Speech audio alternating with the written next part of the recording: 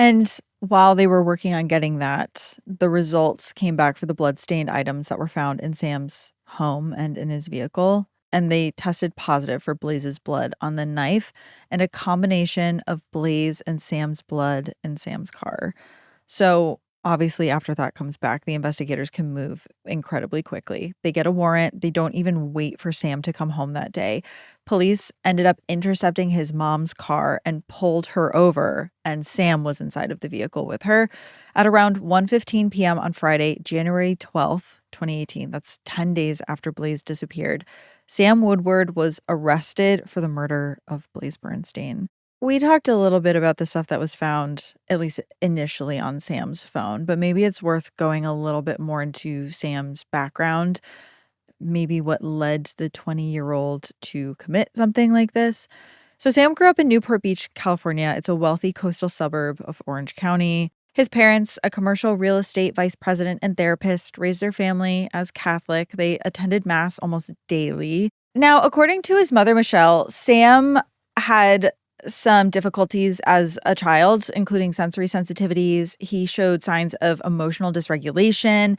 He had a lot of trouble picking up on social cues amongst peers. And also he had interests that very quickly devolved into something very dark. So initially he was very interested in things like spiders and airplanes, and that kind of turned into a love of global history eventually.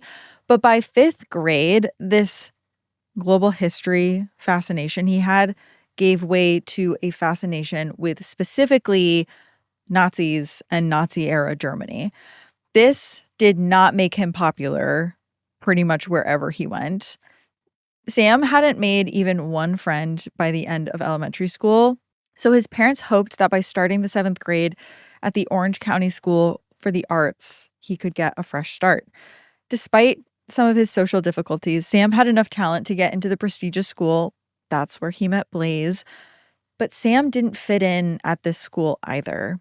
In fact, from things we read about Sam, it seemed like he was actively trying to not fit in with anyone. He had an art project where they had to just draw something innocent, and he chose to draw a Confederate flag. He also would scribble racial slurs all over copies of books that he got from the school. One of the books was Raisin in the Sun, which is a seminal African-American play. He would doodle guns in his notebooks. His classmates started to get worried that he was potentially a future school shooter. I mean, he was a very, very dark and disturbed guy. The one time he seemed actually engaged in his schoolwork was, at least according to some of his classmates in this one acting class, he was assigned to perform a monologue from Quentin Tarantino's World War II movie, Inglourious Basterds. I'm sure many listeners have seen that movie.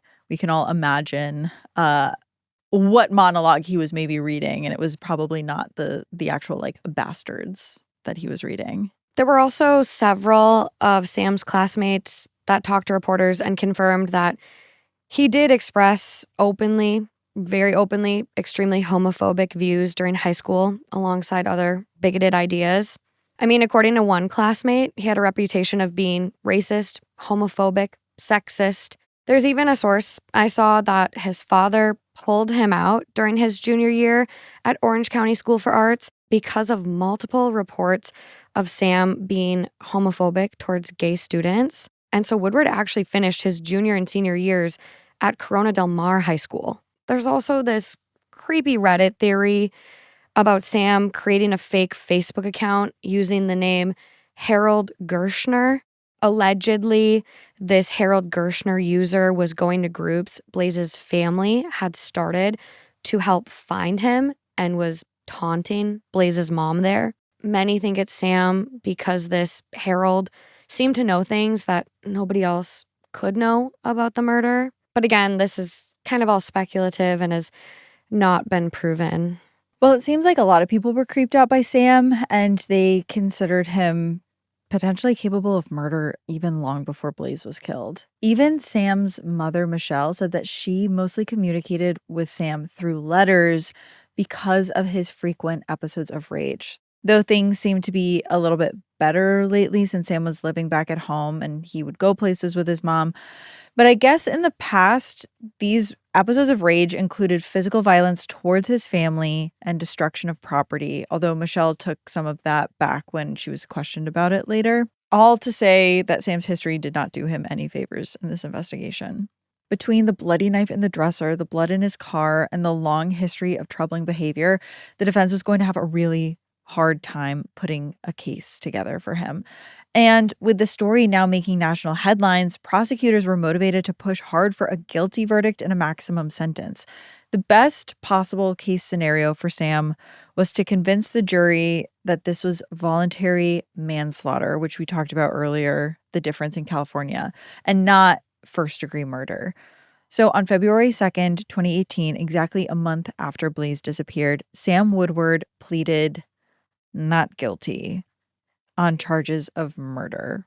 The judge set bail initially at $5 million. Sam did not post this, but eventually his bail was just fully revoked. Every week, we dive into the pieces, both hidden and obvious, behind some of the biggest true crime cases. Subscribe to Clues Pod with Morgan Absher and Kaelyn Moore on YouTube. And remember, every clue counts.